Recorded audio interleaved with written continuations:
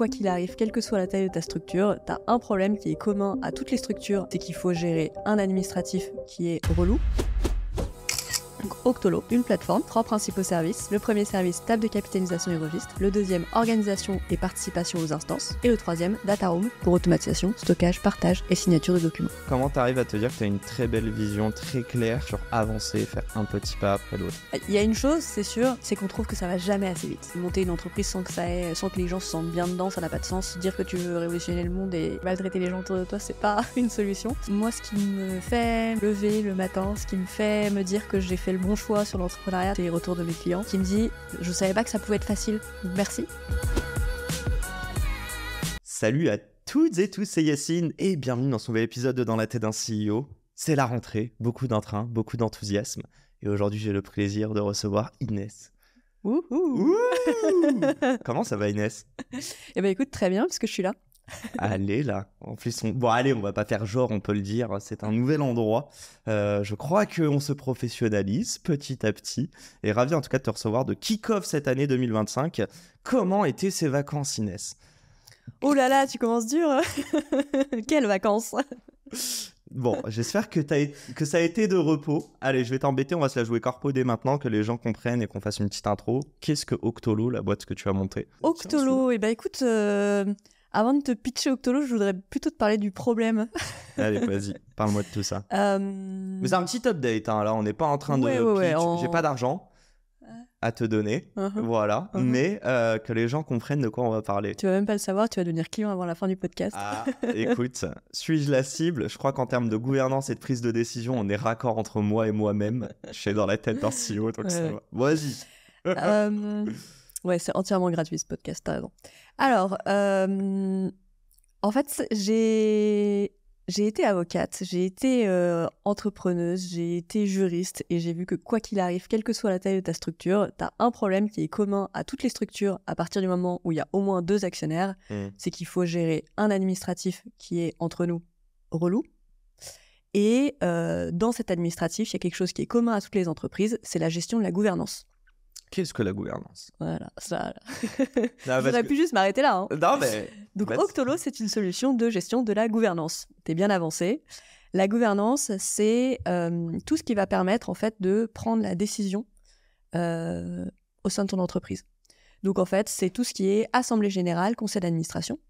Et pour avoir ces assemblées générales et ces conseils d'administration, tu dois aussi savoir qui doit prendre ces décisions, comment. Donc, c'est tout ce qui est registre d'actionnaires, registre des mouvements, registre des réunions. Donc, en fait, Octolo, c'est une plateforme qui va permettre d'automatiser au maximum tout ce qui est, en fait, le bruit autour de la gouvernance, tout ce qui prend du temps. Donc, tout ce qui est registre, tout ce qui est table de capitalisation, documents, convocation, etc. Et c'est une plateforme qui, en automatisant tout ça, va te permettre, par ailleurs, de voter, de donner procuration, de te connecter en visio, d'échanger avec toutes les parties prenantes. Donc, c'est aussi bien tes actionnaires que tes membres de conseil, que tes avocats, tes comptables, etc. Donc, Octolo, une plateforme, 3 principaux services. Le premier service, table de capitalisation et registre. Le deuxième, organisation et participation aux instances, assemblée générale, conseil, comité. Et le troisième, data room, pour automatisation, stockage, partage et signature de documents. Pour qui? À quel moment tu estimes que la gouvernance devient critique dans une entreprise? J'imagine que c'est à partir de au moins 3-4 personnes, pas avant. Alors, le scope global, potentiellement, toute entreprise de plus de 2 actionnaires qui n'est pas cotée. Donc, de la start-up qui vient de se créer au grand groupe. Après, on va pas se cacher, on s'est quand même focalisé sur certains cas. Mais c'est drôle, t'as pas commencé avec les grands groupes, hein, on est d'accord au début. Eh ben, j'ai pas commencé avec les grands groupes, mais je les ai eu bien plus tôt que prévu. Ok. Dédicace à BNP. Allez, on peut dire dédicace à BNP Paribas. Allez, parce qu'on s'est rencontrés quand même à une belle soirée de BNP Paribas que j'ai eu le plaisir d'animer. C'est fini pour la promo. Le gars, il fait un podcast sur lui, tu sais. Non, mais je t'ai dit, ça va finir un podcast sur toi. En fait, au début, on s'est dit on va viser les startups, puisque c'est celles qui sont le plus à même de comprendre que un outil, ça se formate et qui accepteront qu'il y ait quelques bugs au départ. Mais en fait, dès le départ, on a eu des PME assez importantes. Aujourd'hui, on a 2 cibles principales qui utilisent Octolo. La première, c'est les startups qui ont levé, donc plutôt des séries A, séries B. On a des séries C aussi. Et ensuite, la deuxième, écoute, c'est assez surprenant, c'est les bailleurs sociaux. Ah, ok. Voilà. Aujourd'hui, on a un bon pourcentage des bailleurs sociaux qui nous a rejoints. En 1 an et demi, c'est assez Ils ont fou. beaucoup de gens, enfin beaucoup d'interlocuteurs à gérer. Alors, déjà beaucoup d'entités, Ok. beaucoup d'instances, beaucoup de conseils, de comités, etc. Et des règles de gouvernance qui sont assez particulières, donc au niveau des calculs des votes et de la manière de gérer la gouvernance. Ok. Et le besoin aussi de passer à la dématérialisation, en partant souvent pas de zéro, mais quasi. Beaucoup ont été complètement à l'arrêt dans les prises de décision au moment du Covid, alors que quand tu es en pleine crise, tu as quand même besoin de prendre des décisions. Ouais, bien sûr. Et en fait, nous, on est un outil qui est très fluide, très simple d'appréhension. Donc en particulier, s'ils ont par exemple des administrateurs qui sont très âgés ou des locataires qui sont pas forcément très habitués à Internet et qui doivent venir voter à une AG, eh bien Octolo va leur permettre de passer simplement à la dématérialisation. Ok. Et en plus en répondant aux règles spécifiques parce que très adaptable. C'est un gain de temps ou c'est un pain psychologique que tu allèges? Je sais pas comment dire, mais Qu'est-ce que tu entends par pain psychologique? devoir rassembler, je sais pas, tes bailleurs sociaux, tu dois aller chercher, tu vois, toutes les personnes, je sais pas, qui sont propriétaires ou autres, mais en tout cas qui sont liées à ton activité. Est-ce que la question, c'est que tu permets de pas envoyer, je sais pas, 50 mails, mais que tu permets de rassembler tout le monde sur la même plateforme? Et donc, c'est un gain de temps, mais j'ai quand même l'impression que c'est une... En fait, j'ai l'impression que la gouvernance est une commodité, on est obligé de le faire, mais ça nous fait chier. Donc, Eh ben, est-ce que, écoute, tu vois, c'est... Écoute, c'est parfait. De temps en temps, quand je pitch, je commence par je vais vous parler de quelque chose de très relou. C'est pas la meilleure manière d'accrocher le public pour un pitch, mais c'est la vérité. Effectivement, en fait, aujourd'hui, la gouvernance, c'est vu comme quelque chose de relou parce que c'est la gestion administrative de tes documents, de tes registres, etc. Mais en fait, moi, ce qui me motive chez Octolo, c'est pas ça. Cette partie-là, nous, on l'automatise et on Ok. la fait disparaître. Le but, c'est réellement de pouvoir mieux prendre les décisions. Ok. En fait, la dématérialisation, c'est donner moins de poids à l'administratif pour prendre des décisions plus impactantes. C'est quoi le problème dans la prise de décision? C'est une dissonance sur le dissonance cognitive sur ne serait-ce que les informations qui sont retransmises. Bah, il y a pas mal de choses. Déjà, tu peux pas prendre des bonnes décisions sans avoir les données de manière éclairée, donc avoir facilement accès à la donnée, Ok. savoir quel a été ton dernier PV de ta dernière réunion, savoir quels sont les documents, etc.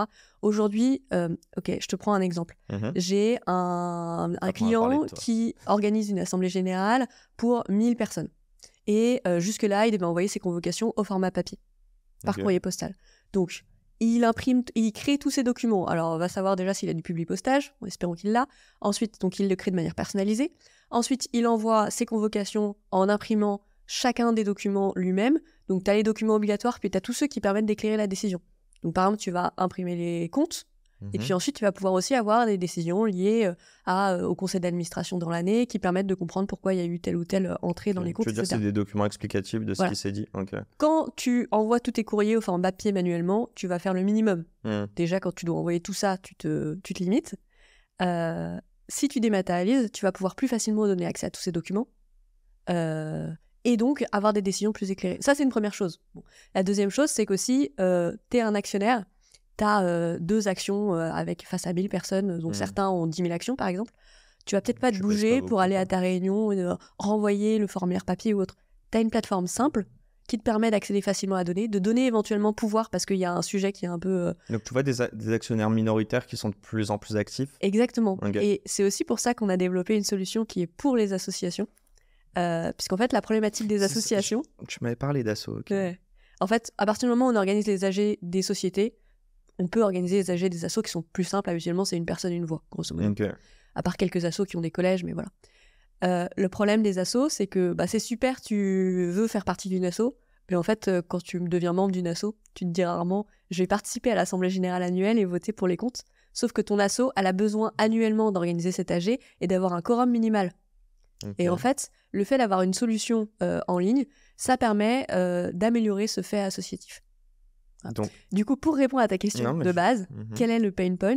Oui, il y a le gain de temps pour les organisateurs, donc un gain d'argent, etc. Ça, c'est sûr, et souvent, c'est une des raisons pour lesquelles les personnes rejoignent Octolo, parce qu'il y a un réel gain de temps. Mhm. Mais derrière ça, nous, ce qui nous motive, et c'est le cas, c'est qu'on va améliorer la prise de décision et améliorer la participation à la gouvernance.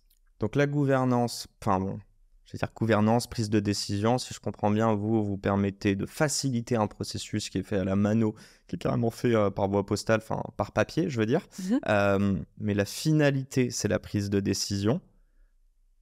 comment tu arrives à voir que la prise de décision est meilleure? Et là, je vais parler dans le fond. Quand je dis dans le fond, c'est, tu vois ce que je veux dire? Admettons, je prends l'exemple de moi qui ai deux voix et qui en ait d'autres qui en aient 10 000. En quoi, moi, maintenant que je peux voter, qu'est-ce que je vais apporter à la prise de décision? Ou est-ce que tu as d'autres use cases, excuse-moi? Ou est-ce que tu as des use cases majeurs là-dessus? Déjà, la première chose, c'est là où je vais... Enfin, pour moi, la prise de décision, elle est déjà améliorée à partir du moment où il y a plus de personnes qui participent, plus de personnes qui sont concernées, et donc potentiellement des personnes différentes qui vont prendre ces décisions. Ok. Une chose, c'est qu'on a des clients qui étaient obligés, quand tu n'as pas ton quorum, tu dois reconvoquer ton AG. C'est quoi? Attends, rappelle-moi quorum. Quorum, c'est le nombre minimal de personnes ou Ok. de voix nécessaires de personnes présentes pour tenir la réunion. C'est même pas pour approuver une décision, c'est pour tenir la réunion. Donc, tu as le quorum et tu as la majorité. Quorum, c'est le nombre de personnes présentes et majorité, c'est le nombre de personnes devant voter pour. Ok. Et donc, quand tu n'as pas ce quorum, donc ça a bloqué. et ben, en fait, tu dois refaire une AG. Okay. Donc, on a des clients qui, pour la première fois en 10 ans, 20 ans ou 5 ans, j'en sais rien, n'ont pas eu besoin de reconvoquer leur AG parce qu'il y avait les participations suffisantes. Okay. Ça, c'est la première chose. La deuxième... Donc, perte de temps. Donc, perte de temps, perte de tout. Ouais, okay. Et puis, bon, écologiquement, envoyer 2 fois, ça ça, bloque. on n'en parle même pas. Je pense que tout le monde l'a pris pour acquis depuis tout à l'heure. Oui, parce que, bon, accessoirement, du coup, en dehors de dématérialiser, on a cherché à dématérialiser bien en minimisant l'impact de la plateforme. Accessoirement, ok. Accessoirement ou pas, d'ailleurs. En dehors de ça, nous, il y a des choses sur lesquelles, forcément, on appuie... typiquement, quand tu organises ton conseil, nous on a des datas. Donc une donnée que nos clients nous demandent quelquefois d'enlever, mais que bizarrement on ne sait pas où est le bouton. Okay. C'est le nombre de femmes dans les conseils d'administration, par exemple. Putain, ils veulent enlever ça? Il y a quelques-uns qui m'ont demandé. Oh, shame on them, ok. Bah, en même temps, ça fait un peu tâche. Hein. Bah oui, moi j'allais dire la stat elle est pas belle. Hein. Non, elle est pas belle. Et c'est aussi des prises de conscience du coup derrière. J'allais te dire, donc du coup c'est aussi rendre l'information accessible, déjà au même endroit, mais en plus il y a des... Moi je vois des AG, en fait j'allais te parler de Papers. Tu connais Papers? Ok, moi j'ai crunché de la data dessus, essaye de voir, d'ailleurs, spoiler, toutes les boîtes qui nous balancent toutes leurs valos à des millions et des millions. Allez sur Papers, vous verrez que c'est pas autant. Enfin après il y a des tranches. Bon, après il y a aussi les manières de pas leaker l'information. Oui, bien sûr, mais... Enfin bref, en tout cas, il y avait moi quand j'ai établi ça, je crois qu'on avait une trentaine de licornes, j'en ai pas trouvé 30. Papers ou Papers, c'est une bonne question. Moi je dis Papers. Papers, ils font plein de choses. Alors déjà, j'avais rencontré dès l'origine le créateur parce que je trouvais que c'était cool ce qu'il faisait. C'est français? Ouais, c'est français. C'est français, on est d'accord. Et... C'est mieux que société.com, parenthèse. C'est mieux qu'Infogreffe. La petite parenthèse. Petite parenthèse, parce que ça, franchement, bon, ils vont pas m'aimer, mais bon. Infogreffe. Je te dis Infogreffe, tu te dis privé, public, tu vois de quoi je parle? Public fort, bah je vois mon sirène, je le connais pas, je tape dans la tête d'un CEO sirène, moi. Donc, public, non, pas du tout. Privé. Donc c'est tenu par une société d'intérêt économique, tenu par les greffiers, grosso modo par quelques familles, qui se font pas mal d'argent depuis un certain temps. Et qui avait... Alors, au tout départ, en 2000 ou 2010, c'était l'INPI qui gérait ça. Sauf que l'INPI, ils avaient trop de choses à faire. Il se trouve que Infogreffe avait la capacité à mettre en place une plateforme de dématérialisation de ces données. Donc, ils l'ont fait. Et après, ils ont aussi pas mal fait payer. Et après, l'État a dit, oui, bon, open data, maintenant, il faut rendre ça accessible. Ils ont dit, oui. Bon, au bout de quelques années, ils ont dit, OK, les gars, vous le faites pas, donc... Retour à l'envoyeur, l'INPI reprend la main. Ok. Aujourd'hui, c'est l'INPI auprès desquels tu dois faire tes dépôts. Du coup, Infogreffe a perdu la main sur les données et sur les dépôts des comptes, etc. parce qu'il refusait de donner accès à l'information. Okay.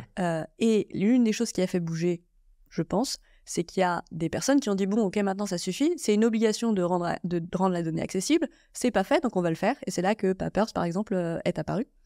Et donc Papers fait plein de choses, accès aux décisions de manière gratuite, donner accès aux décisions de justice, donner accès aux données des entreprises, donner accès aussi à certaines données sur les personnes politiques. Enfin, il y a plein de services différents. Et au niveau du business model, tu as quelques pubs. tu as aussi des recherches où tu peux payer un accès à l'API pour avoir accès aux données, ou payer des recherches pour avoir des alertes sur certaines sociétés ou autres. Mais donc, effectivement, ils commencent à se lancer sur des questions d'AG ou autres, mais ce sera déjà le marché là, est suffisamment que de la grand. publication, c'est ça. Il n'y a pas de prise de décision, de vote, quoi. Ouais. Après, ils pourraient aller là-dessus. Moi, ça me pose pas de problème au sens où je pense que le marché est assez grand. Je pense je suis pour le fait de simplifier au maximum la prise de décision dans les entreprises. Ça bénéficiera à l'écosystème, économiquement. En revanche, ils le feront différemment de nous. Nous, on est une plateforme complète et on a une certaine expérience dans la manière de faire et dans la simplicité de le faire. Ils feront peut-être quelque chose qui sera différent un jour. On va revenir à Octolo, c'est ma dernière question là-dessus. On va parler de toi, on reviendra sur Octolo. C'est quoi la vision finale? Donc là, tu me dis que même s'il y a de la compétition avec quelqu'un qui est connu, on va dire, du marché d'un point de vue public, là, je parle de Papers ou Papers. Ouais, Octolo, dans 10 ans, c'est quoi? Oxolo, dans 10 ans, c'est quoi C'est quoi la finalité, en fait? Si je reprends juste, je t'embête, hein. La gouvernance, c'est une commodité, la prise de décision, c'est votre réelle activité. Après, alors je peux te faire la réponse basique que te fera tout entrepreneur, qui est le but, c'est d'être la plateforme de référence en France et de s'être lancé à l'international et d'être bien développé, etc. Après, on a plein d'idées de développement pour Octolo sur plein de sujets. Je vais peut-être pas en parler maintenant, mais t'inquiète, les compétiteurs n'écouteront pas ce podcast. mais ce qui est sûr, c'est que moi, mon but, c'est de continuer à simplifier et améliorer au maximum les processus liés à la gouvernance. Ok. Pourquoi juste la gouvernance? Est-ce que je t'ai dit tout à l'heure, c'est une commodité, etc. Est-ce que tu considères qu'on est obligé de le faire dans le cadre d'un business, mais qu'en réalité, la valeur ajoutée d'un fondateur ou d'un entrepreneur ou d'une entrepreneur, c'est vraiment sur créer sa boîte et la faire avancer? J'ai l'impression que c'est le même truc que quand on a dit, tous les outils qui ont commencé à gérer et la compta et la facturation, par exemple. Il y a des entreprises, le seul moment où les actionnaires se réunissent et discutent, c'est l'Assemblée Générale annuelle. Ok. Alors, tu peux dire l'Assemblée Générale annuelle, c'est juste présenter les comptes et dire OK, pour, contre. Et tu peux aussi te dire, l'Assemblée Générale annuelle, c'est peut-être aussi le moment de dire, tiens, d'ailleurs, si on discutait de ça ou autre. Et donc, c'est vraiment améliorer la strate, améliorer les échanges au sein de l'entreprise et donc faire gagner en efficacité. Moi, la raison pour laquelle j'ai créé Octolo au départ, c'est plein de petits jalons. J'étais étudiante en droit, j'ai bossé dans une start-up, peut-être qu'on en parlera après. Ouais, on va en parler juste après. Et j'ai été dans la première promotion de start-up de Station F. Ok. Oh, la vieille. J'étais jeune. C'était il y a 10 piges, non, c'était il y a 7 ans, je crois. Écoute, j'avais 2017, je crois. 22 ans. Tu me parles pas d'âge. Tu vois, tu balances comme ça. Moi, j'en ai pas parlé, Inès. Écoute, tu vas traiter de vieille.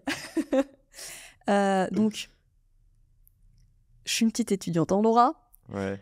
Le droit, c'est beau, c'est la vie. J'arrive et là, je découvre des fondateurs qui n'en ont rien à faire. C'est pas qu'ils en ont rien à faire, c'est qu'ils ont trop de choses à faire, donc ils ignorent complètement leurs obligations. Bon, jusque-là, tout va bien.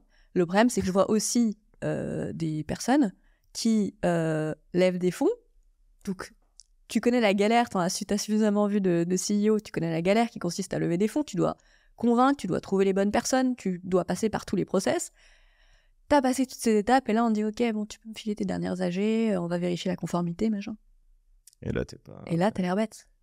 T'es passé par tous les process, t'as pas ça. Et t'as pas c'est très bête, non, mais je connais des mecs dont la levée de fonds a avorté à cause de ça. Alors, il y en a un, la levée a avorté, mais il y en a, les levées vraiment ont perdu, ils ont vraiment perdu du temps, sachant que quelquefois, t'es un peu short en cash au moment où tu fais ta levée, tu vois. Excuse-moi, mais le juridique, c'est un peu aussi une sorte de... Je sais pas, pour moi, c'est une commodité. Encore une fois, c'est aussi les fondations de ta boîte. Je veux dire quoi? Je veux dire que quelqu'un qui crée son produit sans gérer tout ça, comme quelqu'un qui crée un très beau média sans déposer le nom à l'INPI, il va pas pouvoir le revendre demain. Enfin, tu vois ce que je veux dire? Ça dénote aussi auprès de l'entrepreneur ou de l'investisseur à qui il parle de son sérieux ou de son anticipation. Exactement. Ça veut dire que derrière, t'as pas préparé. Ça veut dire aussi qu'il y a en dehors...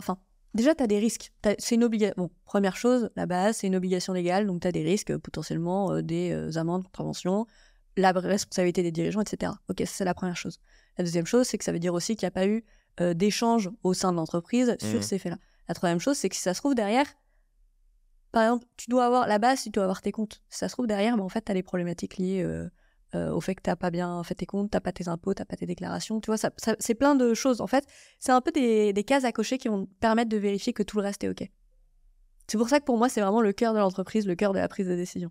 Ça, c'est la première chose, il y a des startups qui ont eu des problèmes. Donc ça, c'est le premier tilt. Deuxième tilt, j'étais stagiaire en cabinet d'avocat, en droit des affaires. Et là, je vois des avocats qui refusent... Parce que bon, t'as pas tenu ton AG, tu vas voir ton avocat, potentiellement. Ou un avocat. Je vois des avocats qui refusent de gérer les assemblées générales de leurs clients. Alors que c'est du récurrent, tu vois. C'est un lien annuel avec le client. Bah, pourquoi ? Ça prend trop de temps. Ah, ok, d'accord.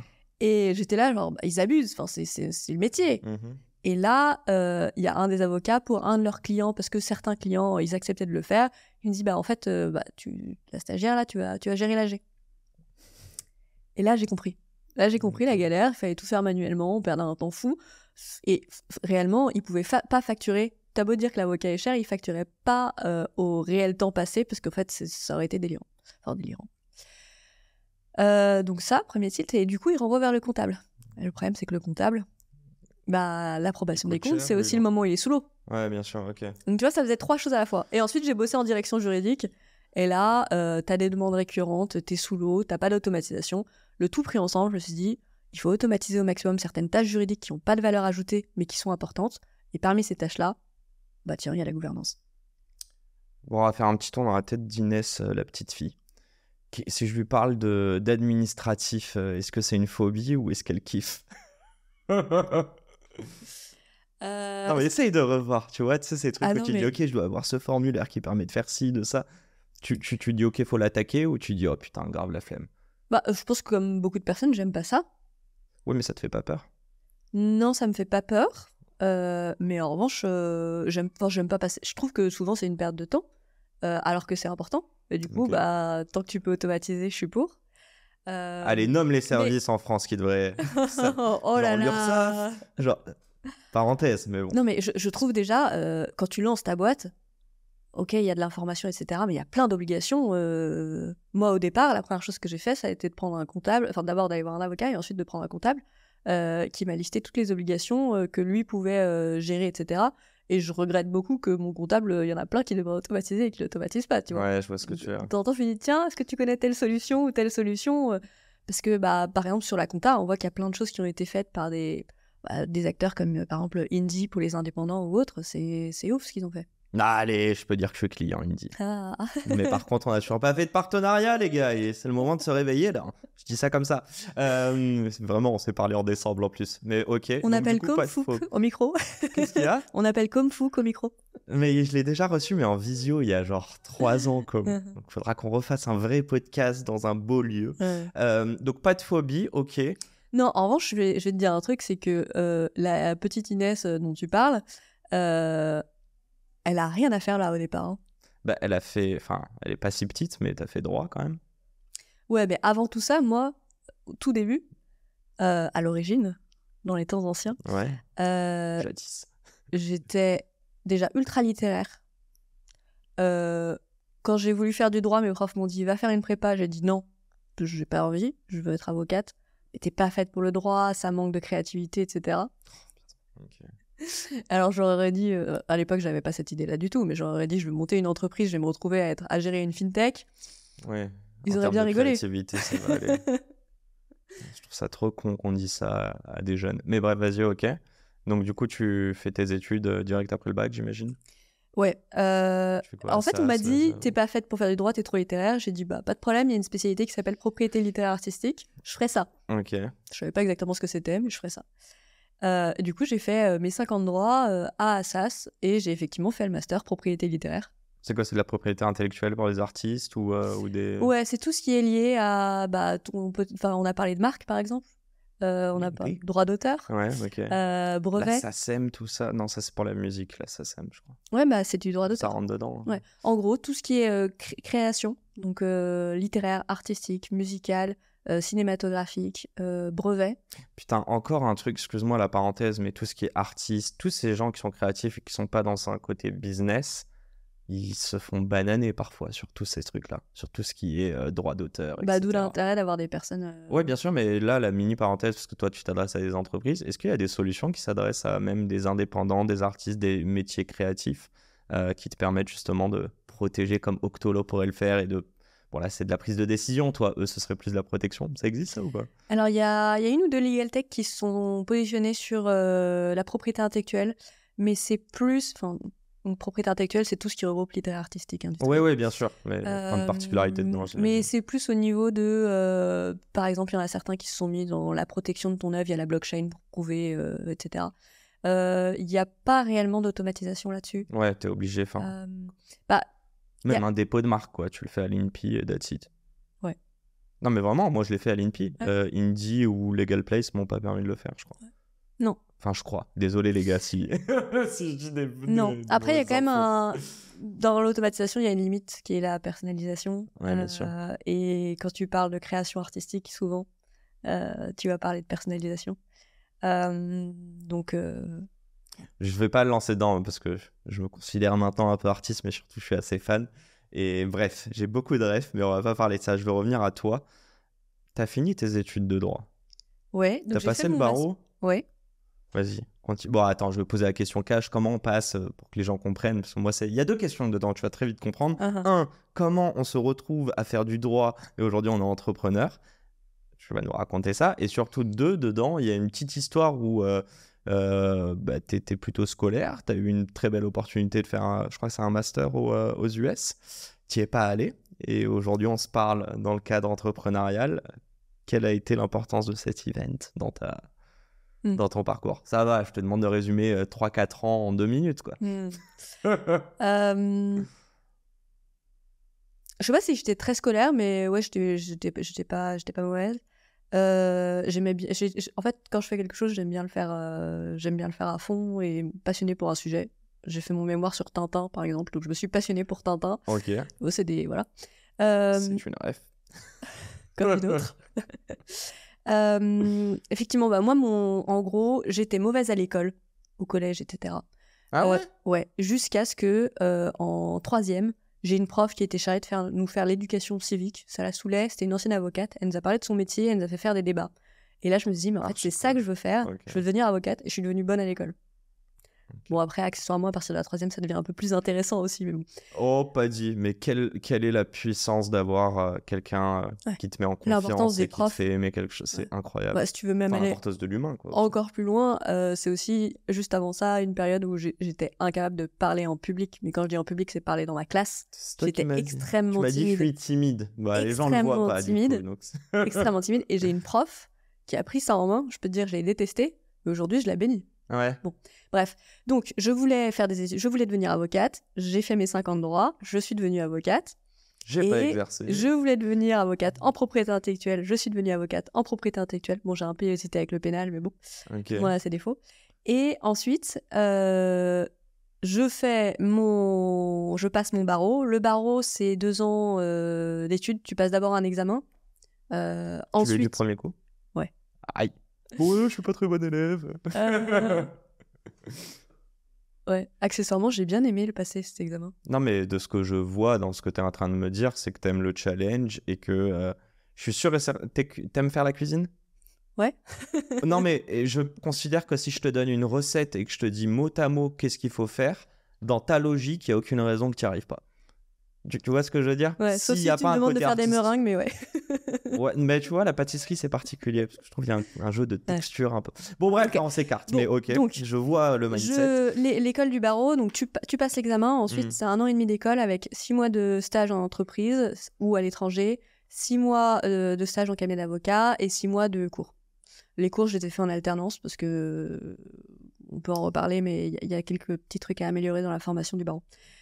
Et ensuite, tu repasses un autre examen qui, lui, est facile. Tu as 90% de réussite ou 95 ou 98, contrairement à l'autre où c'est plus 15-20%. C'est pas un oral? Non, il n'y a pas d'oral. Il y a écrit oral dans tous les cas.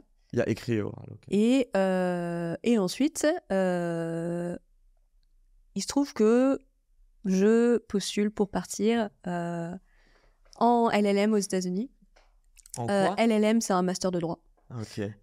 Où en fait, tu passes 1 an aux États-Unis. Et ensuite, ça te permet de passer le barreau aux États-Unis. Donc, j'avais le barreau de New York. D'exercer, d'être payé Et d'exercer, 300-400 et par an. effectivement, Ouais, ouais. très bien. Et d'exercer aussi bien en France qu'aux États-Unis. Mais en France, du coup, t'es mieux payé, en plus. T'étais accepté où? À UCLA et Berkeley. Et il se trouve que j'avais choisi UCLA, une petite pensée pour Los Angeles. Ouais, en ce moment, les pauvres.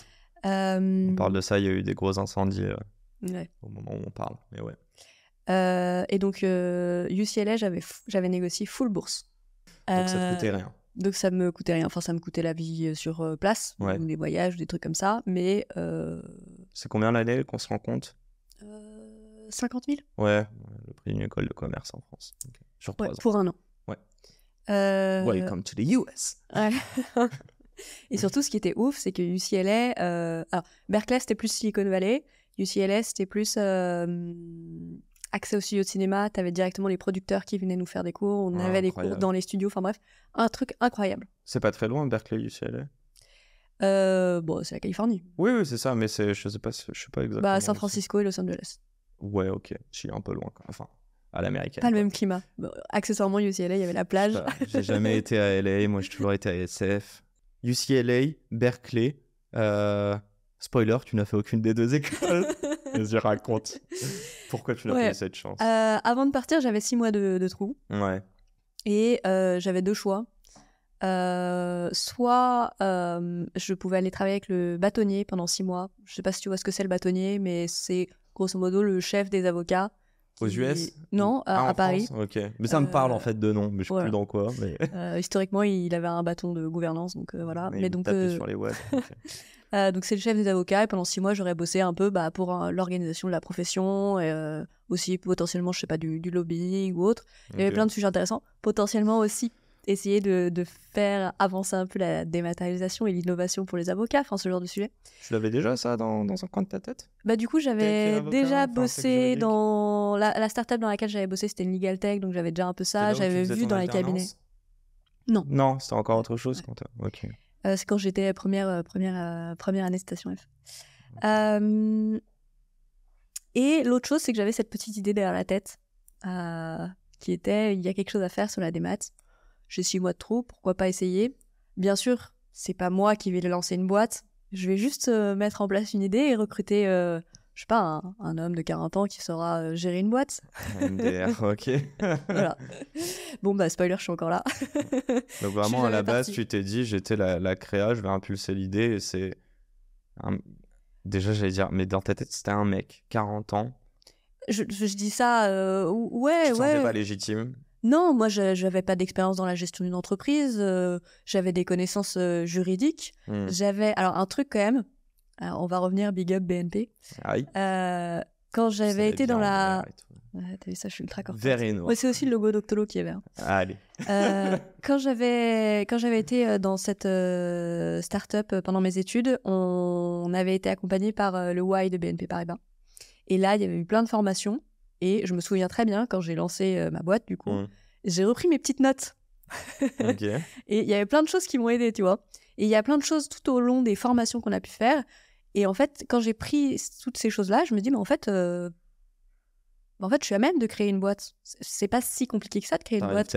À te projeter, t'arrivais à te projeter, pardon. Bah, en fait, c'est même pas une question. Alors oui, j'avais une idée globale qui me permettait de me projeter sur ce à quoi je voulais arriver. Mais en fait, gérer une boîte, c'est quoi? C'est faire face au quotidien, au jour le jour. Tu prends les choses comme elles arrivent. Justement, comment t'arrives à te dire, et tu le sais très bien et que je t'en ai parlé en off, comment t'arrives à te dire que t'as une très belle vision, très claire, mais qu'aujourd'hui, il faut que tu te focuses sur une victoire tous les jours, sur avancer, faire un petit pas après l'autre. Souvent, je dis ça, je sais qu'il y a plein de personnes qui ont des idées, ils voient la vision, elle est tellement grosse, tu vois, ils voient la montagne, le point culminant, mais ils n'arrivent pas à voir le petit chemin qui permet d'y arriver en peut-être 3, 4, 5 ans, tu vois. Est-ce que tu as intellectualisé ça ou pas du tout? Il y a une chose, c'est sûr, c'est qu'on trouve que ça va jamais assez vite. Ok. Je suis peut-être un peu impatiente sur certaines choses. Oui. Clairement, j'ai envie d'aller vite sur plein de choses. Il y a des choses que j'ai envie qu'on réalise et ça me frustre qu'on puisse pas faire tout à la fois. Ok. En revanche, ouais, je me rends compte que, quand je regarde a posteriori, je me rends compte qu'en fait, j'avais une idée assez précise de toutes les étapes, de tous les jalons Alors forcément, il y en a qui sont pas... Voilà, j'avais pas prévu, par exemple, qu'on devienne la solution de référence pour les bailleurs sociaux. Il se trouve que c'est le cas. Mais derrière, je m'étais dit, on va commencer avec les startups. On va commencer avec les startups. Ensuite, on va aller peu à peu vers les PME. Et ensuite, on va aller vers les grands groupes. Bon, là-dessus, ça allait un peu plus vite. Mais en revanche, j'avais une idée de départ qui était... aujourd'hui, il y a des solutions qui existent pour la gouvernance. Tu as du vote, tu as des registres, tu as des réunions, tu as de la visio, tu as des data rooms, tu as des legal tech qui sont spécialisés dans l'automatisation de documents.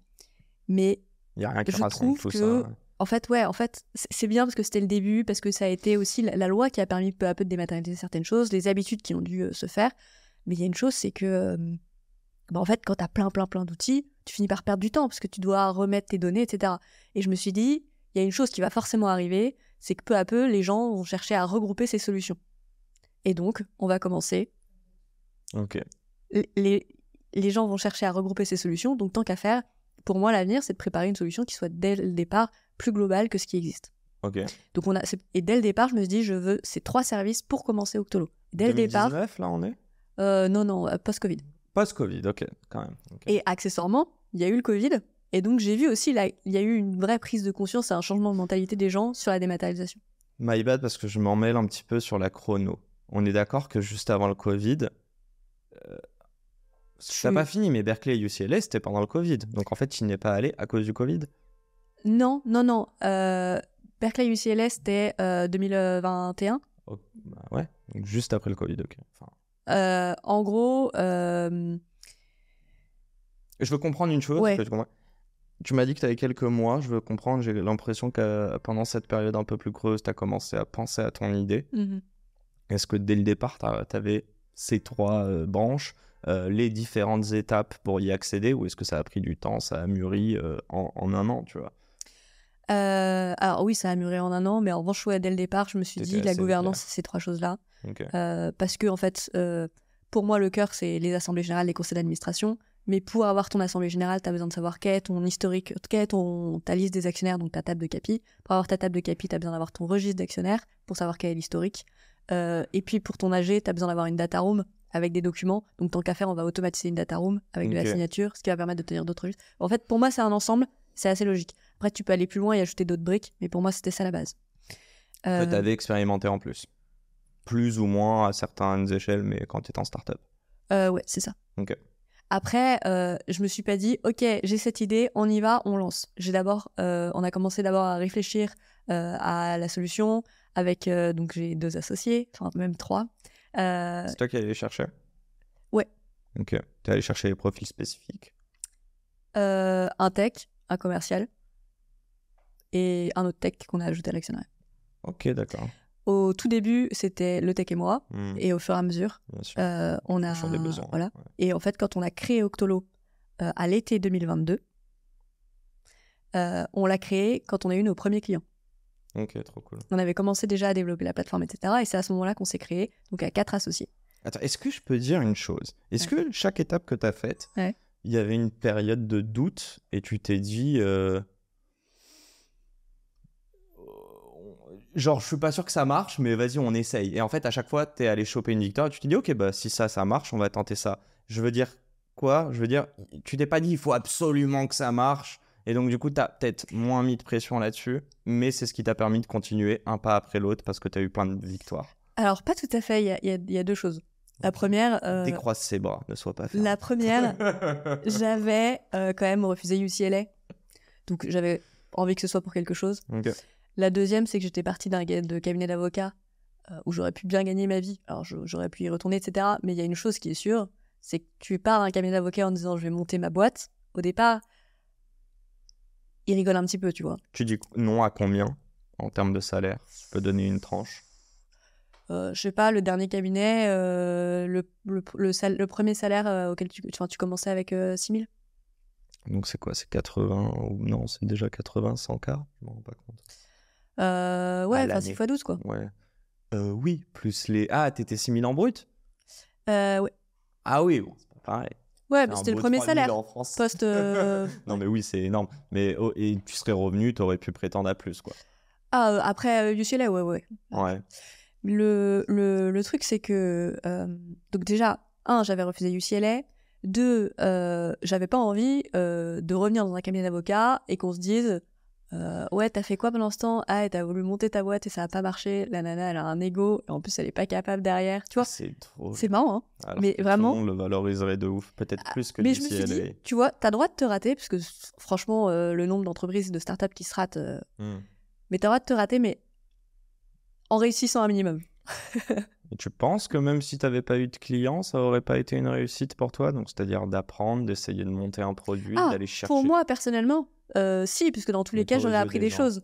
Mais aux yeux des gens et pour, disons, ma carrière ou autre, non, il fallait que je réussisse un minimum. La réussite sociale était importante quand même. Quand je dis social, c'est pas forcément milieu social, mais professionnel, on va dire. Reconnu par tes pairs. Alors, tu avais besoin de prouver à ces anciens collègues qu'ils avaient tort de croire que tu prenais...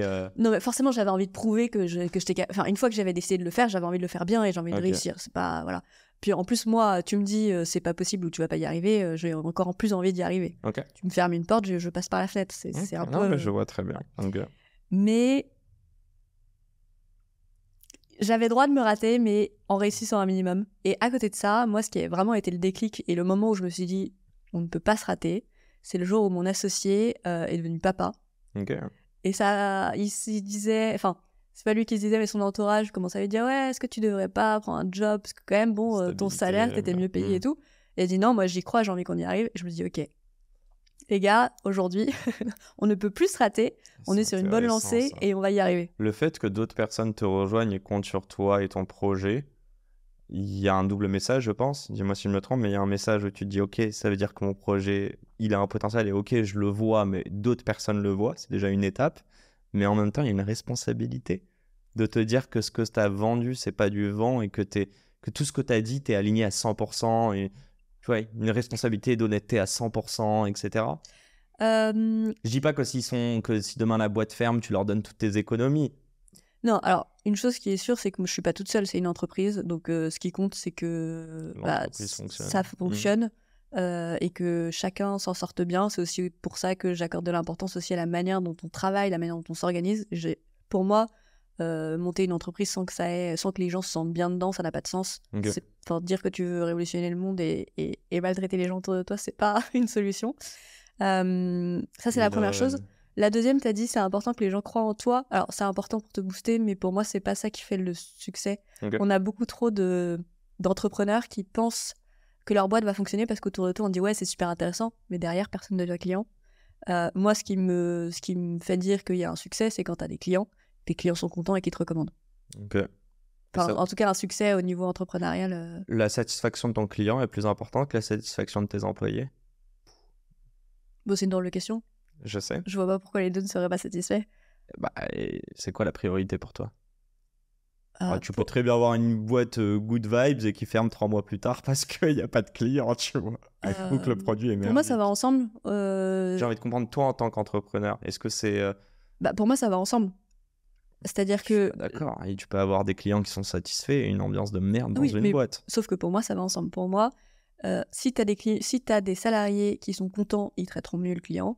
Et si tu as des clients qui rentrent et qui sont contents, tu paieras mieux tes salariés, donc ils seront aussi plus contents là-dessus. Enfin, tu vois, c'est un ensemble. Je suis tellement pas d'accord avec toi. Enfin, j'adore l'idée que tu as. Après, des mecs qui font plus d'argent demain, ils sont propriétaires de la boîte, ils se versent des dividendes. Fin de l'histoire, il n'y a pas de on augmente les salariés ou quoi. Ah non, mais bien sûr. Enfin, tu as aussi des boîtes qui marchent super bien, où ils traitent super mal leurs employés, mais moi, ça me fait pas rêver. Ok, donc on est d'accord, ma question était mal posée, mais en fait, la satisfaction de tes clients est autant importante pour toi que la satisfaction de chaque personne en interne. Ouais, après, il y a forcément des moments où, je sais pas, tu as un client avec une deadline et tu dois bosser comme un malade, ça fait pas partie de ton bien-être personnel de bosser comme un malade. En revanche, c'est des priorités qui vont ensemble. Mais ça te ferait chier qu'on arrive à gérer ce rush pour un client et que ce soit aux dépens de la santé mentale d'une de tes employés ou d'un de tes employés, quoi. Tu vois ce que je veux dire? Ce serait me brûler mes cartes, au sens où... Alors, tu parles de la santé mentale de mes employés, si tu as envie qu'après ils soient en arrêt et qu'eux ils se barrent et que... Non, mais ok, non mais je vois. Tiens, attends, je te pose une autre question là-dessus. Vous êtes combien là chez Octolo? On est 7. T'as fait combien de recrutements depuis le début? Il y a eu des Euh, stagiaires, il y a eu des... Ouais, Ma question est toute simple, ouais. sans rentrer dans les détails, mais enfin du combien et tout. Est-ce que quand tu recrutes quelqu'un, tu le recrutes pour ses compétences ou est-ce que tu le recrutes pour son potentiel, sa courbe d'apprentissage? Bah, ça dépend des Des postes? profils, des postes. Euh, une erreur que j'avais faite, c'est un de mes premiers recrutements où on avait vraiment choisi la personne qui cochait les cases. Ça n'a pas fonctionné. Ok. Alors que derrière, un recrutement qu'on avait fait que j'ai adoré, c'est une personne qui... on lui avait plutôt dit non au départ et elle nous a poursuivi pour qu'on la prenne. Ah ouais. Et en fait, trop heureuse parce que elle était ultra motivée. Je pense que la motivation, ça te permet de Ça t'améliorer à... Oh, damn. Pardon, excuse-moi, la motivation. La mais... motivation, ça te permet de t'améliorer. Enfin, ça n'a pas de prix, quoi. Ouais, de prendre Mais du tu vois, plaisir. là, on recrute 4 personnes cette année. Hmm. Il va y avoir des commerciaux, bizdev. C'est pas les mêmes attentes que... C'est pas les mêmes attentes, c'est pas la même chose, mais soit tu cherches le mouton à 5 pattes, alors ça, quelqu'un qui est commercial, qui a fait du droit, qui comprend ce que tu fais, je sais pas, qui a une expérience entrepreneuriale, enfin bon, bien sûr.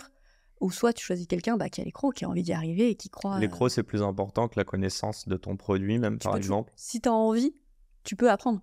Et comment tu captes l'envie en entretien? Ah, c'est une bonne question. On en reparle dans un an. Non, mais ok, bon. Et en même temps, c'est pour les personnes qui entreprennent, qui recrutent, qui nous écoutent, mais c'est aussi pour potentiellement des personnes qui veulent demain rejoindre Octolo. C'est quoi le truc qui... Enfin, on l'a compris, pour rejoindre Octolo, t'as besoin d'être sharp et bon, mais surtout, t'as besoin d'avoir les crocs. C'est ça que t'as dit. Je Ouais. entends l'expression. Ouais. Je pense que À l'heure actuelle, si vous êtes la 200 curiosité, demain... la curiosité et l'envie d'apprendre.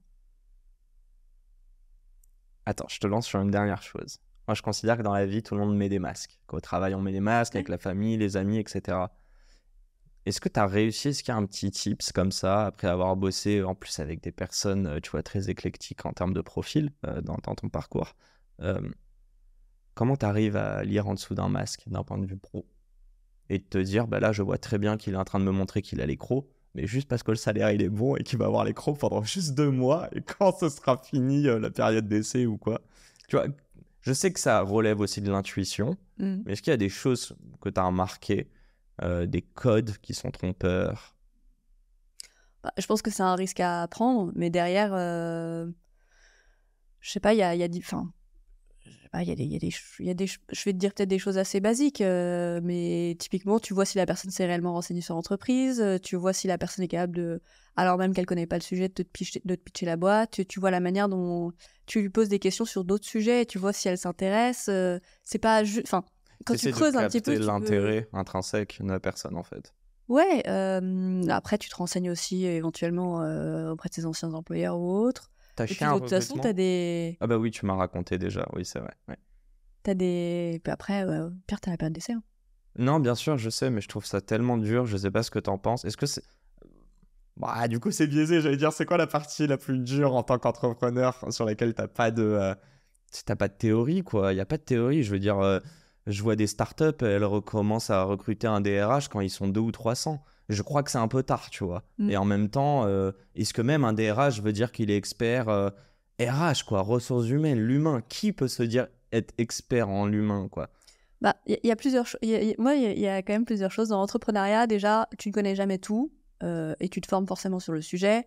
Et de toute façon, a priori, si tu es là pour innover, bah forcément, dans la partie innovation, tu as la partie découverte. Donc, tu auras forcément des bonnes et des mauvaises surprises. Ouais. Mais du coup, il y a une chose qui compte, bah, c'est de bien t'entourer. Donc, aller poser les bonnes questions aux bonnes personnes. Éventuellement, écouter les podcasts qui peuvent servir. Bon, là, je te fais de la pub. Je dis ça comme ça. Bah non, faut dire podcast dans la tête d'un CEO. Mais je savais que tu allais le dire. Mais en revanche, surtout bien t'entourer. Alors, ça peut être au niveau de aller chercher les bons investisseurs qui vont savoir te conseiller. C'est faire partie de réseaux d'autres entrepreneurs. Moi, je fais partie de Sista. J'ai aussi fait partie de Willa. C'est des entrepreneurs qui partagent. C'est Tatiana qui me parlait tout à l'heure. De Sista. Ensuite, là où on a de la chance en France, en tout cas, ou en tout cas à minima à Paris, c'est que je trouve qu'on a quand même un réseau entrepreneurial qui est assez fort.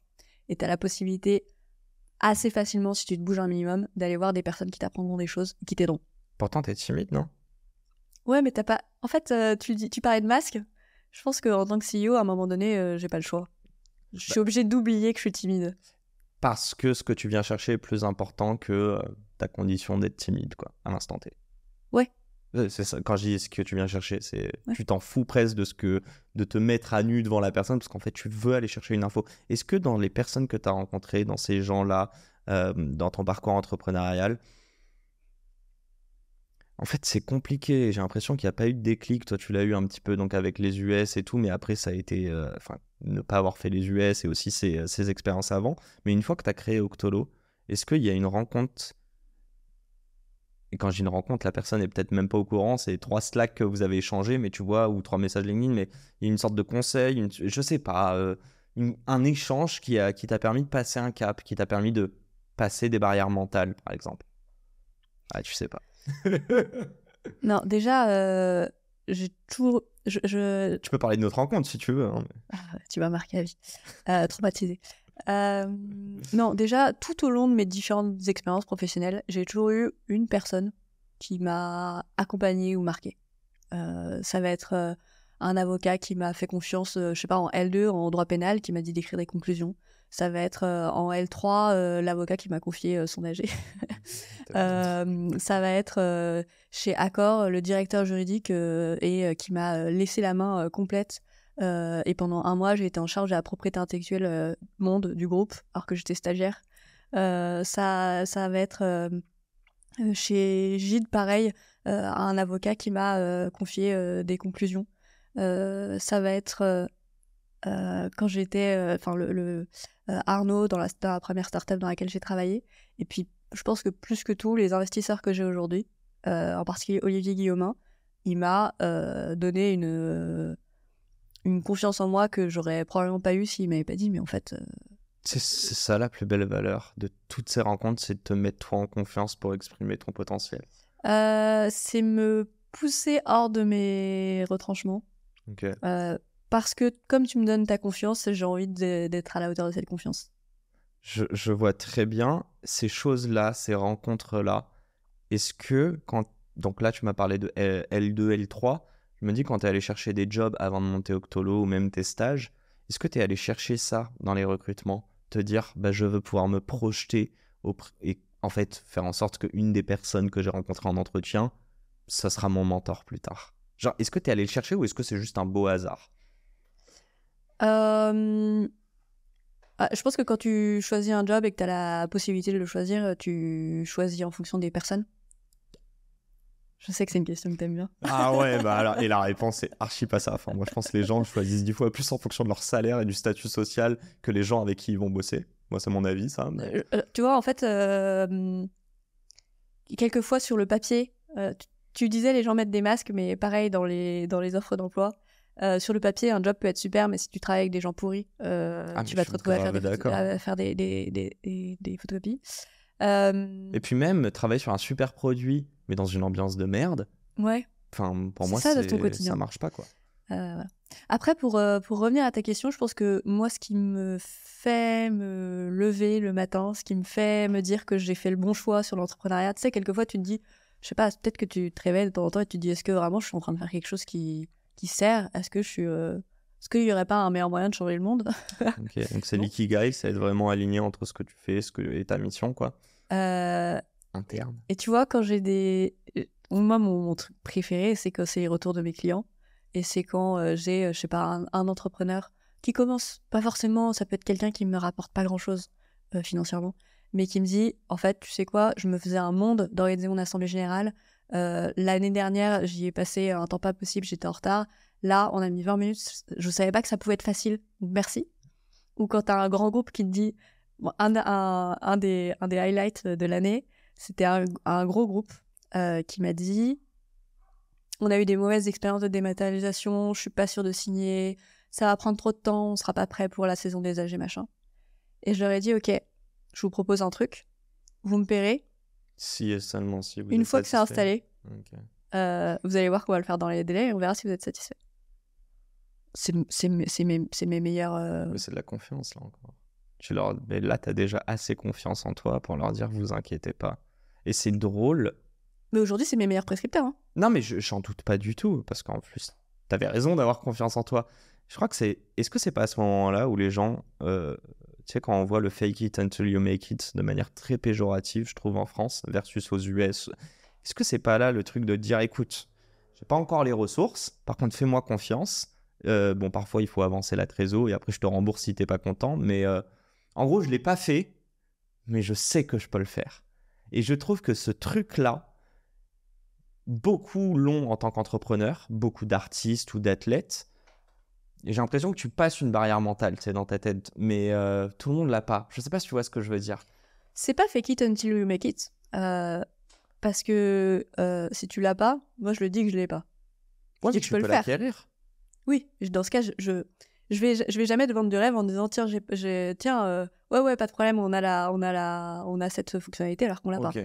En revanche, je vais te dire, Je vais mettre on tous l'a les pas, efforts mais en pour. revanche, on a la possibilité de le faire dans tel truc Là, c'est possible. Donc c'est pas fake it until you make it, c'est crois malgré tout en toi. Si tu as déjà commencé à constituer quelque chose, tu peux aller plus loin. Chacun a des capacités insoupçonnées en soi. Ok. Ça, c'est sûr. C'est pas fake it, c'est pas le bon. Non, on Parce que t'as des galvaude un personnes peu qui ce fake truc. it au sens où, effectivement, ils vont faire croire plein de choses, et c'est pas le cas. Et je pense qu'en tant que femme entrepreneur, c'est un peu le biais qu'on a, c'est que souvent, on va pas fake it until you make it. On attend d'avoir le truc parfait avant de dire que on a quelque chose. Mais je pense qu'il y a un juste milieu, en revanche. Ouais. Ce que toi, tu dis, c'est que tu fakes pas. Tu es très transparente. Par Ouais. contre, tu es aussi au courant et consciente de ta capacité à faire. Et pire, s'il Dans la y a un capacité de mon doute... équipe. Oui, non, mais toi ou ton équipe. Mais... Ouais. Et d'ailleurs, c'est drôle parce qu'au final, je pense que tu peux parler de sujets techniques, tu peux parler d'une nouvelle prod technique, enfin, tu vois, un nouvel outil, en fait. Tu sais pas le faire toi, mais tu sais que tes équipes vont pouvoir le faire. Par contre, ce en quoi tu as confiance, c'est ton équipe, et deux, j'ai l'impression c'est vos process d'exécution. C'est ce dont on parlait au tout début, non? Ouais. Bref, je suis en train de m'écarter de ouf. Attends, je vais te poser une question, elle m'est sortie de l'esprit, là. Ouais, j'allais te demander, enfin là, on est un peu dans cette thématique, c'est quoi la limite Ok, je vais refaire différemment. Maintenant que tu es CEO, c'est quoi les choses que tu t'es pas autorisé de faire ou de rêver avant, et aujourd'hui, tu te dis « je peux ». Est-ce qu'il y a des choses qui t'ont... Est-ce que le fait d'être CEO, de faire un métier aussi complexe et qui demande autant, et de le faire avec brio et succès, en tout cas, je te le souhaite, est-ce que ça t'a permis de développer des... même dans ta vie perso, tu vois, mais des barrières mentales, quoi? En tout cas, j'ai appris des choses, ça c'est sûr. J'ai surtout appris à ne plus avoir peur, plus être timide, donc dépasser plein de choses. Je pense qu'il faut... C'est un truc qui fait rire les gens à chaque fois, c'est que je suis allée pitcher... la dernière fois, à Vivatech, j'étais allée voir Macron, où j'ai pitché devant Bruno Le Maire. Et en fait, une fois que t'as fait ça, tu te dis, bon, bah, en fait, après, voilà, t'as rien à perdre. Au pire, ils t'auront oublié, et voilà. T'as sûrement oublié. Hein. Là-dessus, oui. T'es pas obligé de le dire, ça, mais... Non, mais du coup, c'est... en fait, ose et t'as rien à perdre. Après, du coup, est-ce que ça m'a débloqué des barrières mentales là-dessus? Oui. Bah attends, ose et t'as rien à perdre. Quand tu me parles de timidité, c'est un peu l'inverse. Donc j'ai quand C'est même ce le que je t'ai dit, c'est que du coup, j'ai vaincu ma timidité. Enfin, elle est toujours là, mais elle est bien planquée.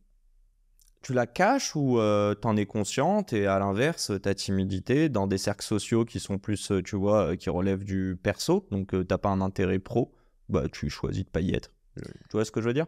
Je pense que ça fait c'est devenu un peu une force, au sens où, tu sais, c'est un peu comme si tu demandes à quelqu'un qui fait un one-man show s'il est stressé, habituellement, s'il te répond... Enfin, souvent même les plus grands te répondront oui, parce qu'en fait, c'est un moteur. Le jour où t'auras plus rien à faire, ça devient un problème. Le jour où t'es pas stressé, c'est le jour où t'en as plus rien à faire, et c'est mauvais pour... Et du coup, bah moi, j'ai toujours je le prends comme ça.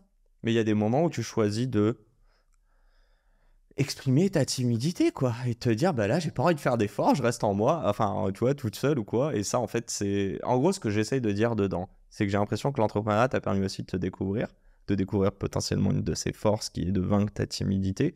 Pour autant, tu me dis que ta timidité fait partie de toi. Comment t'arrives à jongler entre ça? Est-ce que la Inès à la maison, elle a rien à voir avec la Inès au bureau? Je pense que j'ai plus besoin de prendre des temps d'introspection en allant marcher ou tu vois, en allant un peu dans la nature. Ok. Je dirais que maintenant, ça s'exprime comme ça. Mais ça fait aussi partie de l'équilibre dont tu as besoin entre ta vie pro et ta vie perso et les moments où tu as besoin de souffler. Parce que c'est vrai que l'entrepreneuriat, c'est aussi beaucoup d'enchaînements sans pause. Tu enchaînes constamment des hauts, des bas, des hauts, des bas, des hauts, des bas. Bon, après, on a de la chance, nous, il y a pas mal de hauts. Mais je sais qu'à un moment donné, il y aura probablement des gros bas. Il n'y a pas eu de bas encore? Comment? Le plus gros bas, c'est le recrutement qui s'était pas bien fait, c'est tout ça. C'est juste ça, pardon. Ouais. Ouais, pour le moment. Ouais, après, t'as plein de petits... Tu vois, t'as la fonctionnalité qui sort pas à date ou t'as ce genre de choses. Mhm. Mais globalement, on a une belle aventure et j'ai de la chance. Je regardais là un petit peu nos notes. Tu sais, c'est un truc tout con, mais je me souvenais plus, mais dans tes statuts, il y a écrit société à mission. Ouais. Tu te souviens? Ouais. Pourquoi? Je risque pas de l'oublier. Non, mais tu te souviens qu'on en a parlé, je veux dire. Ouais. Ça rejoint ce que je t'ai dit tout à l'heure. On n'a pas une solution, on va pas être classé comme solution à impact, tu vois. Ok. Mais on veut avoir de l'impact. Et donc, quand on a créé l'entreprise, on s'est posé en équipe et on s'est dit, voilà, à quoi est-ce qu'on a envie d'arriver? Qu'est-ce qui compte pour nous au quotidien? Qu'est-ce qu'on aimerait insuffler en plus que simplement un outil? Mhm. Et du coup, on a défini ces missions-là. Donc, c'est avoir une plateforme qui a un impact numérique responsable, c'est permettre d'inclure des publics éloignés du numérique, c'est améliorer la place de la femme dans l'entrepreneuriat, c'est aider les jeunes entrepreneurs, c'est plein de sujets comme ça.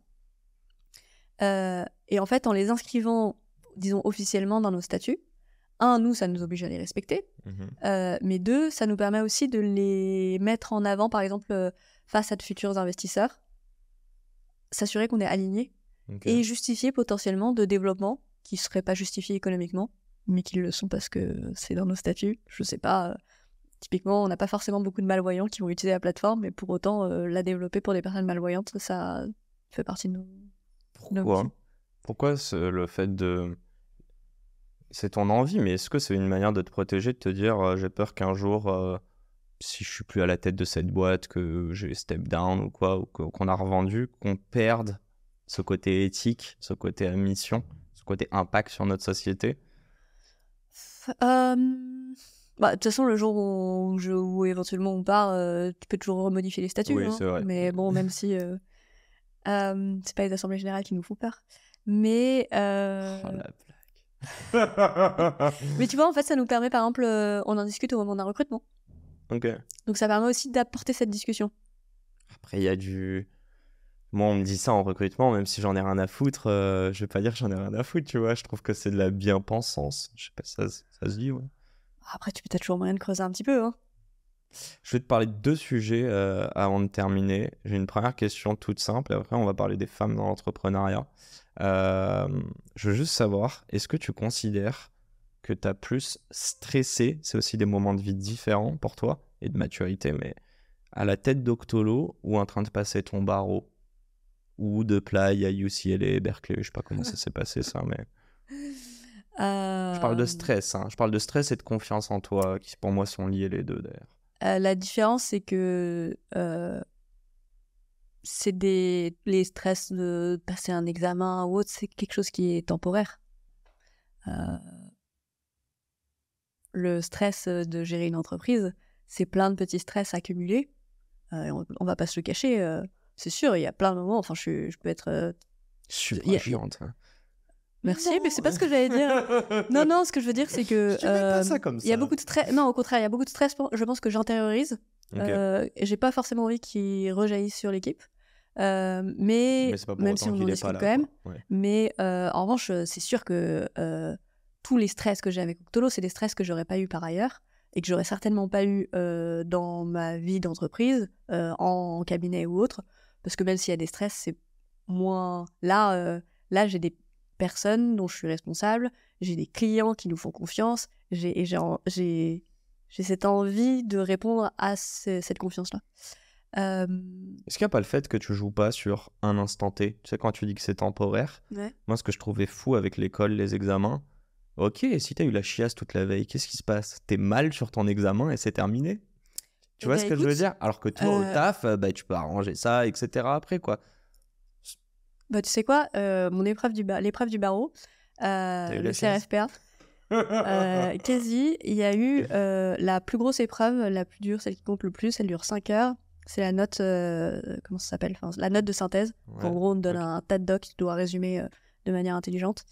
Et il se trouve que j'ai été malade pendant 1 heure sur les 5 heures. Mais voilà. Et bah écoute, c'est l'une des épreuves que j'ai le mieux réussi. Ah ouais? Parce que c'est une note de synthèse et j'ai été très synthétique. Ah oui, ok, d'accord.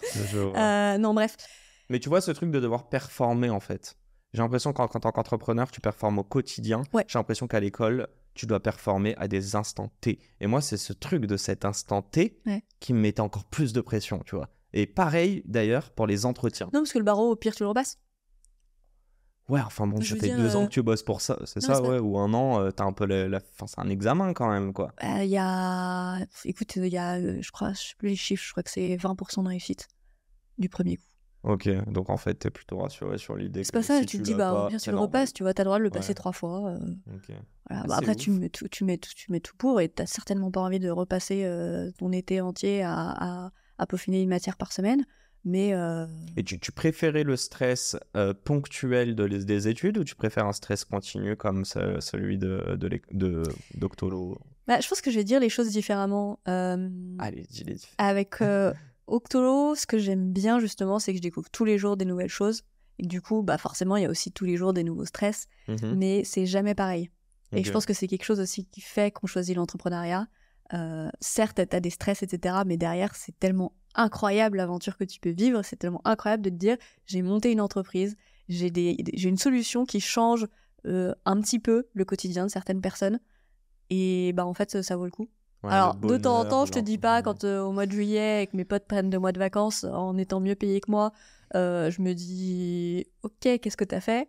Mais en attendant, genre, c'est incroyable. L'argent, c'est pas du tout un sujet en moteur. Et quand tu te compares à tes potes qui gagnent tu vois, à la trentaine mieux que nous, on peut dire, ça, Bah, ça va, t'es sereine sur l'avenir en fait. je vais pas te dire que j'ai pas envie de sortir mes billes et de gagner de l'argent, etc.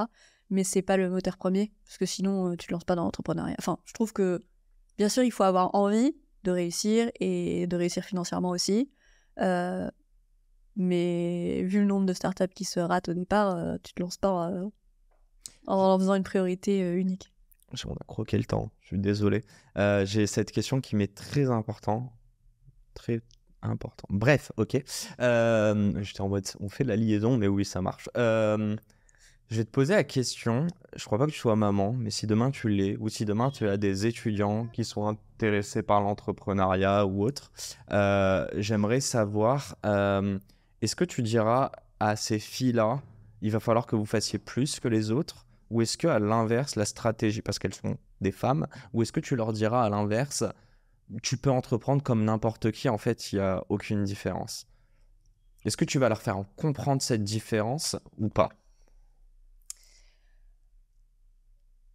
Moi, quand je me suis lancée dans l'entrepreneuriat, je me suis pas dit ça va être différent parce que je suis une femme. Déjà parce que je ne savais pas que ça allait être différent. Ok. J'avoue que même le discours qui disait ouais, c'est plus dur parce que t'es une femme, ça m'énervait, je trouvais que c'était pas... Sauf qu'en fait, tu regardes les chiffres des levées de fonds des femmes, et là, tu te dis, ok, Ouais, il semblerait qu'il y ait un il hic. semblerait qu'il y a un gros problème. Hmm. Ensuite, t'as tes rendez-vous, et le premier rendez-vous avec un cabinet d'avocat, le gars te dit, bon, je croyais que j'avais rendez-vous avec le patron. Ah ouais, Ok. ok. Après, tu te retrouves dans des réunions de fintech où t'es la seule femme, et là, tu te dis, ok. Donc, effectivement, t'as des difficultés intrinsèques au fait d'être une femme. En revanche, t'as aussi des forces au fait d'être une femme. Et je pense que tout entrepreneur, enfin, chacun entreprend avec, c'est probablement la raison pour laquelle tu fais ce podcast, chacun entreprend avec son propre bagage, sa propre différence, sa propre singularité et sa manière de voir les choses. Et donc, être une femme ou un homme, bah, de toute façon, chacun est différent. Mhm. Et c'est pas que le fait d'être une femme. C'est sûr qu'être une femme, ça va changer certaines choses. Moi, si un de mes enfants un jour a envie d'entreprendre, bah tant mieux. Si Je ferai c'est une aucune femme, idée. j'espère bien que les choses auront un peu changé d'ici là. Et si les choses n'ont pas changé, dans tous les cas, Mais tu lui diras pas qu'il y a que 2% des fonds, si elle veut lever des fonds, qui déjà, sont... j'espère que ça aura changé. Ouais, j'espère aussi. Mais surtout, bah si, peut-être que je lui dirais, mais je lui dirais, fonce, change les choses. Ok. Tu vois, moi, on m'a dit, il y a 2% des boîtes... Genre, 7% des boîtes fondées par les femmes qui lèvent des fonds et 2% des montants levés. Bingo, on va lever des fonds. Il y en a 7 déjà, ou il y en a 2%, ça aurait pu être 0. On va changer le pourcentage. Ouais, c'est triste. En fait, c'est triste. En fait, ça ne peut qu'aller mieux, enfin je crois. En fait, si tu entreprends, c'est que tu as envie de changer un minimum les choses. Okay. Donc te dire qu'il y a une barrière, c'est une chose de plus à changer. Entrepreneuriat et confiance, c'est totalement... ça va ensemble, quoi. C'est pas la question que je te pose. Tu peux ne pas être confiant et entreprendre? Ah bah, dans ce cas, entoure-toi de quelqu'un, t'as des associés. Donc, ouais, ok. Mais il faut avoir confiance en soi, mais en revanche, il faut aussi savoir douter. Il faut aussi savoir... Douter, questionner, se remettre en question et jamais prendre les choses. Alors, faut pas se remettre en question constamment, mais quand on te fait des remarques, prends-les en compte. Ça veut pas dire que tu dois les intégrer, ça veut dire que tu dois y réfléchir. Ouais, et puis même te dire que même si t'as été embauché, je sais pas, dans ta boîte, on va dire que t'es la meilleure personne pour exposer la strat. Un jour, tu vas peut-être rencontrer quelqu'un qui le fait encore mieux que toi. Et c'est là où tu te dis, ah ok, je pense qu'il faut une ouverture d'esprit pour toujours apprendre. Bref, je voulais te poser ces dernières questions. Sur une échelle de 1 à 10, à quel point tu es riche? Mais qu'est-ce que tu entends par riche? Bah ok, je te pose l'autre question avant. Sur une échelle de 1 à 10, à quel point tu es heureuse? Mais qu'est-ce que tu entends par heureux? De manière quotidienne. Donc d'abord heureuse, sur une échelle de 1 à 10. Écoute, je dirais 7. Sur une échelle de 1 à 10, à quel point tu es riche? Alors financièrement, le chiffre serait bas, mais je suis 7. 7, ok. 7. Sur une échelle de 1 à 10, à quel point ton job d'entrepreneur ou entrepreneuse au quotidien te demande de l'effort? Ou est difficile? Ouais. 9. Et à quel point ce même job t'apporte du bonheur ou du sens dans ta vie? 15. Ok. Allez, c'est une des questions, là, je pensais, et c'est très bien pour terminer. C'est quoi la seule matière que t'aurais aimé, toi, avoir à l'école, plus jeune, qui t'aurait permis plus facilement, peut-être, d'arriver là où tu es? Une matière, ou que t'aimerais que tes enfants aient plus tard, par exemple. Alors, pas forcément à l'école, mais tu vois, en études de droit, je trouve qu'on a zéro base sur l'économie. Okay. En particulier, les comptes d'une entreprise ou autre. Alors, je dis pas que j'aurais aimé, mais je dis que a posteriori, j'aurais aimé. Ouais. Enfin, franchement, ça aurait été ultra utile. Et du coup, à l'école, je pense aussi quelques bases économiques. Enfin, ou même, tu vois, un truc cool, des formations au pitch, parler en public, ce genre de choses. C'est des... Très jeune même, ouais. Ouais, tu vois, moi, ouais. Eh bien, je suis ravi de te dire que... Bon, je suis pas en train de le dire, mais c'est une des idées qu'on a, donc voilà. Bref, je ne veux pas en parler trop, parce que si ça se fait pas, je me vénère de ouf après de dire des choses qui se font pas. Mais je suis assez confiant dans l'idée qu'on va mettre tous les efforts de notre côté. Bon, bref, on a grave croqué le temps. Inès, merci. As-tu pris du plaisir? J'ai adoré. Et j'ai une question pour toi. Bah vas-y, je t'en prie. Est-ce que t'aimes les poulpes? Franchement... j'aime bien les calamars quand c'est bien grillé, mais alors le poulpe pas tellement, et je trouve que c'est très moche. Voilà, je suis très honnête avec toi. Là. Mais je te propose pas d'en manger, donc ça tombe bien. Bon, bah nickel. Par contre, Octolo, je sais pas pourquoi, mais ça me parle de ouf, j'adore. Bon, cool. Merci Yassine. Octolo, car Octopus. Et pourquoi l'eau, rappelle-moi? Ça fait être LAW. Ah oui, c'était ça, voilà. Okay, mais surtout, c'est parce que ça faisait un peu prénom, quoi. C'est la mascotte. Ça aurait pu être Octola. Mais ça, c'est moins joli. Octola, ouais, non, Octolo. Et il paraît que plus il y a de zéros, plus il y a de millions. C'était pris? Non, mais les gens l'auraient pas. Quand tu le dis, les gens l'écrivent pas comme ça. Octolo, ouais. Ils auraient pas trouvé. Et puis on est français. C'est vrai. Mais t'as parlé d'international. Allez, ça, ce sera pour un autre podcast. Merci à tous de nous avoir écoutés ou regardés. Et puis, et merci à Inès, merci à Octolo. Et j'allais dire la semaine pro pour un nouvel épisode. Ou plutôt, who knows? Oh non. À très vite Inès, merci. À très vite. C'est déjà la fin de cet épisode, j'espère qu'il vous a plu. Si c'est le cas, pourquoi vous nous le diriez pas? Laissez-nous un petit commentaire, un petit like, partagez-le à des amis, des personnes qui seraient susceptibles d'aimer cet épisode. Et n'hésitez pas non plus à nous proposer des invités pour les prochains épisodes. Le prochain épisode sort lundi, je vous laisse vous abonner dès maintenant. Et encore une fois, merci de nous soutenir et de nous écouter. Un grand merde à toutes les personnes qui entreprennent. Et à très vite pour un nouvel épisode. Ciao, ciao.